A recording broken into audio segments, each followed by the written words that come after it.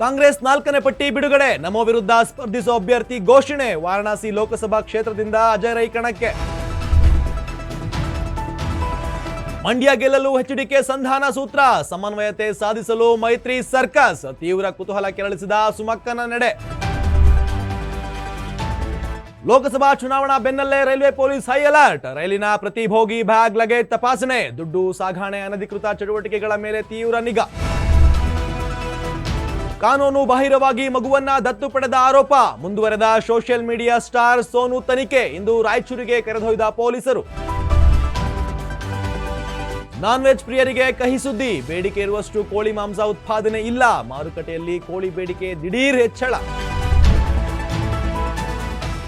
ನಮಸ್ತೆ, ನೀವು ನೋಡ್ತಾ ಇದ್ದೀರಾ ಅಶ್ವವೇಗ ನ್ಯೂಸ್. ನಾನ್ ರೋಹಿತ್.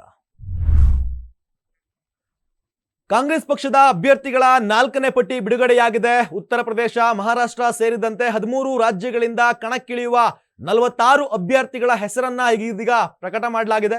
ಇನ್ನು ಪ್ರಧಾನಿ ನರೇಂದ್ರ ಮೋದಿ ಸ್ಪರ್ಧೆ ಮಾಡ್ತಿರುವ ವಾರಣಾಸಿ ಲೋಕಸಭಾ ಕ್ಷೇತ್ರ ಕಾಂಗ್ರೆಸ್ ಪಕ್ಷದ ಅಭ್ಯರ್ಥಿಗಳ 4ನೇ ಪಟ್ಟಿ ಬಿಡುಗಡೆಯಾಗಿದೆ. ಉತ್ತರ ಪ್ರದೇಶ, ಮಹಾರಾಷ್ಟ್ರ ಸೇರಿದಂತೆ 13 ರಾಜ್ಯಗಳಿಂದ ಕಣಕ್ಕಿಳಿಯುವ 46 ಅಭ್ಯರ್ಥಿಗಳ ಹೆಸರನ್ನ ಇದೀಗ ಪ್ರಕಟಣೆ ಮಾಡಲಾಗಿದೆ. ಇನ್ನು ಪ್ರಧಾನಿ ನರೇಂದ್ರ ಮೋದಿ ಸ್ಪರ್ಧೆ ಮಾಡುತ್ತಿರುವ ವಾರಣಾಸಿ ಲೋಕಸಭಾ ಕ್ಷೇತ್ರದಿಂದ ಅಜಯ್ ರೈ ಸ್ಪರ್ಧೆ ಮಾಡ್ತಾ ಇದ್ದಾರೆ. ಉತ್ತರ ಪ್ರದೇಶ, ಮಹಾರಾಷ್ಟ್ರ, ಛತ್ತೀಸ್ಗಢ, ತಮಿಳುನಾಡು, ಮಧ್ಯಪ್ರದೇಶ, ರಾಜಸ್ಥಾನ, ಪಶ್ಚಿಮ ಬಂಗಾಳ, ಮಣಿಪುರ, ಜಮ್ಮು ಕಾಶ್ಮೀರ, ಅಸ್ಸಾಂ, ಅಂಡಮಾನ್ ನಿಕೋಬಾರ್, ಮಿಜೋರಾಂನ ಲೋಕಸಭಾ ಕ್ಷೇತ್ರಗಳ ಕಾಂಗ್ರೆಸ್ ಪಟ್ಟಿ ಇದೀಗ ಬಿಡುಗಡೆಯಾಗಿದೆ. ಮಧ್ಯಪ್ರದೇಶದ ರಾಜ್ ಗಢ್ನಲ್ಲಿ ದಿಗ್ವಿಜಯ್ ಸಿಂಗ್ ಸ್ಪರ್ಧೆ ಮಾಡಲಿದ್ದಾರೆ. ಇನ್ನು 2018-19ರಲ್ಲಿ ದಕ್ಷಿಣ ಕನ್ನಡ ಜಿಲ್ಲಾಧಿಕಾರಿಯಾಗಿದ್ದ ಶಶಿಕಾಂತ್ ಸೇದ್ದಿಲ್ ಅವರಿಗೆ ತಮಿಳುನಾಡಿನ ತಿರುವಳ್ಳೂರು ಲೋಕಸಭಾ ಕ್ಷೇತ್ರದಿಂದ ಕಣಕ್ಕಿಳಿಸಿದ್ದಾರೆ. ಅಸ್ಸಾಂನ ಲಿಖಿಂಪುರ ಕ್ಷೇತ್ರದ ಟಿಕೆಟ್ ಉದಯ್ ಶಂಕರ್ ಹಜರಿಕಾ ಅವರಿಗೆ ಘೋಷಣೆ ಆದ್ರೆ, ಅಂಡಮಾನ್ ನಿಕೋಬಾರ್ ಐಸ್ಲ್ಯಾಂಡ್ ಕ್ಷೇತ್ರದ ಟಿಕೆಟ್ ಕುಲದೀಪ್ ರೈ ಶರ್ಮಾ, ಬಸ್ತರ್ ಎಸ್ಟಿ ಕ್ಷೇತ್ರದ ಟಿಕೆಟ್ ಕವಾಸಿ ಕಂಕಾ, ಉಧಂಪುರ ಕ್ಷೇತ್ರದ ಟಿಕೆಟ್ ಲಾಲ್ ಸಿಂಗ್, ಜಮ್ಮು ಕ್ಷೇತ್ರದ ಟಿಕೆಟ್ ರಾಮನ್ ಭಳ್ಳ ಅವರಿಗೆ ಘೋಷಣೆಯಾಗಿದೆ. ಇನ್ನು ದಿನದಿಂದ ದಿನಕ್ಕೆ ಮಂಡ್ಯ ಲೋಕಸಭಾ ಕ್ಷೇತ್ರ ಹೈ ವೋಲ್ಟೇಜ್ ಆಗ್ತಾ ಇದೆ. ಮಂಡ್ಯ ಗೆಲ್ಲಲು ದಳಪತಿಗಳು ಸಂಧಾನ ಸೂತ್ರದ ಮೊರೆ ಹೋಗಿದ್ದಾರೆ ಅಂತ ಹೇಳಲಾಗ್ತಾ ಇದೆ. ಸುಮಲತಾ ರಾಜಕೀಯ ನಡೆ ಇನ್ನೂ ಖಚಿತವಾಗಿಲ್ಲ.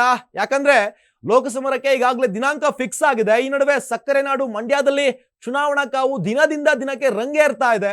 ಮೈತ್ರಿ ಟಿಕೆಟ್ ಜೆಡಿಎಸ್ಗೆ ಫಿಕ್ಸ್ ಆಗಿದ್ದು, ಮೈತ್ರಿ ಅಭ್ಯರ್ಥಿಯಾಗಿ ಎಚ್.ಡಿ. ಕುಮಾರಸ್ವಾಮಿ ಅಖಾಡಕ್ಕೆ ಧುಮುಕುವುದು ಬಹುತೇಕ ಪಕ್ಕಾ ಆಗಿದೆ. ಮೈತ್ರಿ ಟಿಕೆಟ್ ಜೆಡಿಎಸ್ಗೆ ಅಂತ ಬಿಜೆಪಿ ಸ್ಪಷ್ಟಪಡಿಸಿದೆ. ಹಾಗಾದ್ರೆ ರೆಬಲ್ ಲೇಡಿ ಸುಮಲತಾ ನಡೆ ಏನು ಅನ್ನೋದು ಸಾಕಷ್ಟು ಕುತೂಹಲಕ್ಕೆ ಗ್ರಾಸವಾಗಿದೆ. ಮತ್ತೊಂದೆಡೆ ದಳಪತಿಗಳು ಮಂಡ್ಯ ಗೆಲ್ಲಲು ಸಂಧಾನ ಸೂತ್ರಕ್ಕೆ ಮೊರೆ ಹೋಗಿದ್ದಾರೆ. ಮಂಡ್ಯ ಕಾರ್ಯಕರ್ತರ ಒತ್ತಡಕ್ಕೆ ಮಣಿದು ಮಂಡ್ಯದಿಂದ ಸ್ಪರ್ಧೆ ಮಾಡಲು ಎಚ್.ಡಿ. ಕುಮಾರಸ್ವಾಮಿ ಇದೀಗ ಒಪ್ಪಿದ್ದಾರೆ ಅಂತ ಹೇಳ್ಬಹುದು. ಆದ್ರೆ ಮಂಡ್ಯದಿಂದ ಕುಮಾರಸ್ವಾಮಿ ಸ್ಪರ್ಧೆ ಮಾಡೋದಕ್ಕೆ ರಾಮನಗರ ಜಿಲ್ಲೆಯ ಜೆಡಿಎಸ್ ಕಾರ್ಯಕರ್ತರು ಸಾಕಷ್ಟು ವಿರೋಧವನ್ನ ವ್ಯಕ್ತಪಡಿಸ್ತಾ ಇದ್ದಾರೆ.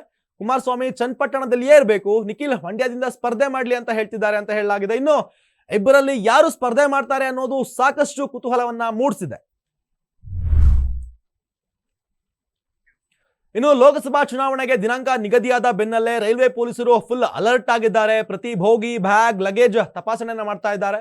ಬೆಂಗಳೂರು ನಗರದಲ್ಲಿ 3 ಲೋಕಸಭಾ ಕ್ಷೇತ್ರಗಳ ವ್ಯಾಪ್ತಿಯಲ್ಲಿ ಚುನಾವಣಾ ಸಂಬಂಧ ದುಡ್ಡು ಸಾಗಣೆ, ಅನಧಿಕೃತ ಚಟುವಟಿಕೆಗಳ ಮೇಲೆ ಹದ್ದಿನ ಕಣ್ಣಿಡುವಂತೆ ಚುನಾವಣಾ ಆಯೋಗ ಸಲಹೆಯನ್ನು ನೀಡಿದ್ದಂತೆ ರೈಲ್ವೆ ಇಲಾಖೆ ಪೊಲೀಸರಿಗೆ ಮಾರ್ಗಸೂಚಿ ನೀಡಲಾಗಿದ್ದು, ಆರ್ಪಿಎಫ್ ಮತ್ತು ರೈಲ್ವೆ ಪೊಲೀಸರು ಚುನಾವಣಾ ಚೆಕ್ ಪೋಸ್ಟ್ ನಿರ್ಮಾಣ ಮಾಡಿದ್ದಾರೆ.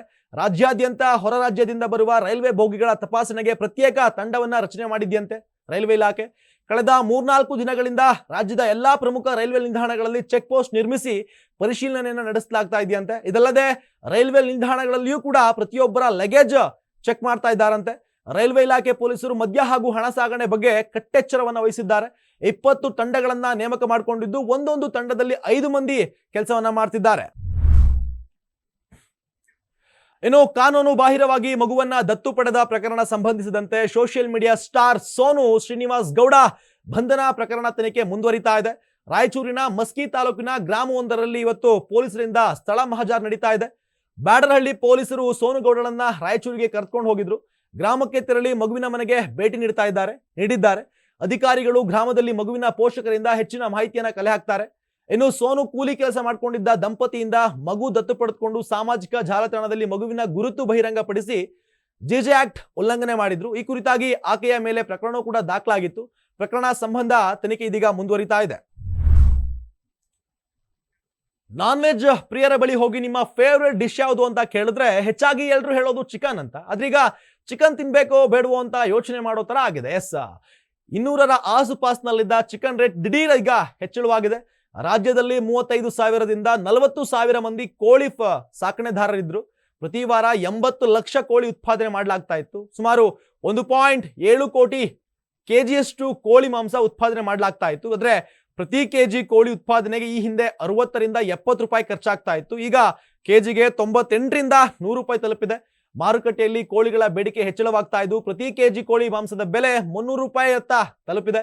ಇನ್ನು ಕುಕ್ಕಟೋದ್ಯಮಕ್ಕೆ ಬಿಸಿಲು ಕೂಡ ಶಾಪವಾಗಿ ಪರಿಣಮಿಸಿದೆ. ಕೋಳಿಗಳಿಗೆ IBH ಸೋಂಕು ತಗುಲೋದ್ರಿಂದ ರೋಗ ನಿರೋಧಕ ಶಕ್ತಿ ಕುಂದುತ್ತೆ. ಹೀಗಾಗಿ ಬೇಡಿಕೆ ಇರುವಷ್ಟು ಕೋಳಿ ಮಾಂಸ ಉತ್ಪಾದನೆ ಇಲ್ಲ. ಹೀಗಾಗಿ ಕಳೆದ 1 ತಿಂಗಳಲ್ಲಿ ಅನೇಕ ಬಾರಿ ಕೋಳಿ ದರ ಏರಿಕೆಯಾಗಿದ್ದು, 1 ವಾರದ ಹಿಂದೆ 180 ರೂಪಾಯಿ ಇದ್ದ 1 ಕೆಜಿ ಕೋಳಿ ಮಾಂಸದ ಬೆಲೆ ಇದೀಗ 250 ರೂಪಾಯಿಯಷ್ಟು ಮಾರುಕಟ್ಟೆಯಲ್ಲಿ ತಲುಪಿದೆ. ಎಸ್, ಇದಿಷ್ಟು ಈ ಕ್ಷಣದ ಅಪ್ಡೇಟ್ಸ್. ಮತ್ತೊಂದಷ್ಟು ಅಪ್ಡೇಟ್ಸ್ಗಾಗಿ ನೋಡ್ತಾ ಇರಿ ಅಶ್ವವೇಗ ನ್ಯೂಸ್.